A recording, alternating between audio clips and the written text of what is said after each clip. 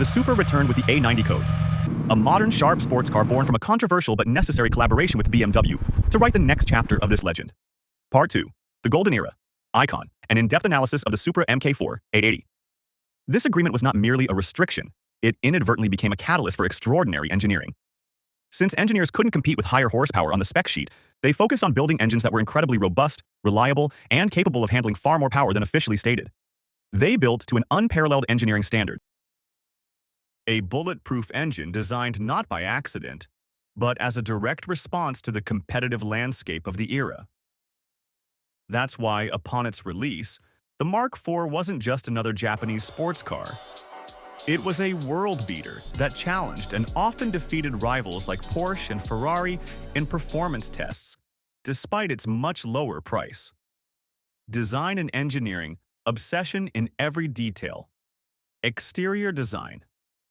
The Mark IV's design is timeless, aerodynamic, and fluid. It was a complete departure from the boxy design of the A70 generation, captivating eyes with its curved lines and muscular body. With a low drag coefficient of CD (Yans Osio on 31), it was an aerodynamic masterpiece for its time. Its large, functional rear wing not only became a visual signature but also provided the necessary downforce for stability at high speeds. Furthermore, the Targa top option, which Toyota called the Aero Top, was a popular feature of this generation that fans miss in the fifth generation. Cabin. The fighter jet cockpit.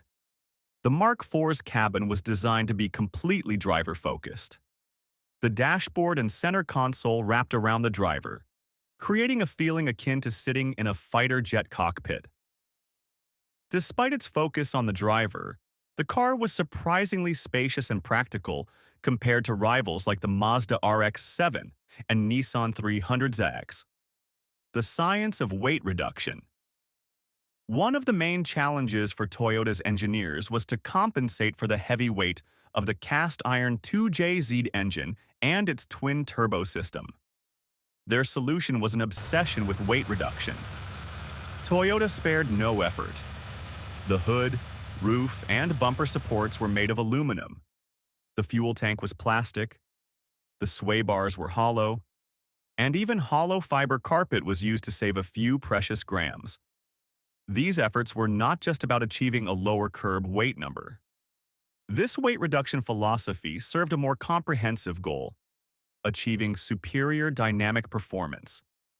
These measures resulted in a 1-inch reduction in the car's center of gravity and an almost perfect 51-49 weight distribution.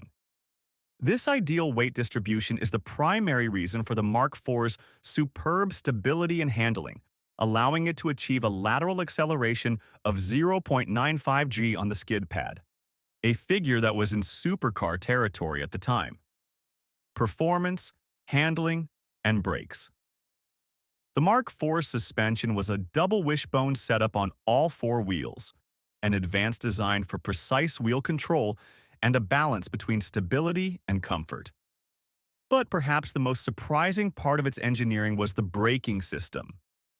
The car featured a 4-channel ABS with 4 sensors and yaw control, inspired by Formula One. This system allowed the Supra to set a record in 1997 for the shortest braking distance from 70 mph to a complete stop, 160 feet, a record that stood for many years. As you probably understood, not all car channels give you complete and reliable information like this. We are trying to make a family together, so we can learn new things, and your support can help us to make this family sooner. So thanks for your like and subscribe. Write your favorite car in comments so we can make a full video for it with a lot of new information you didn't know.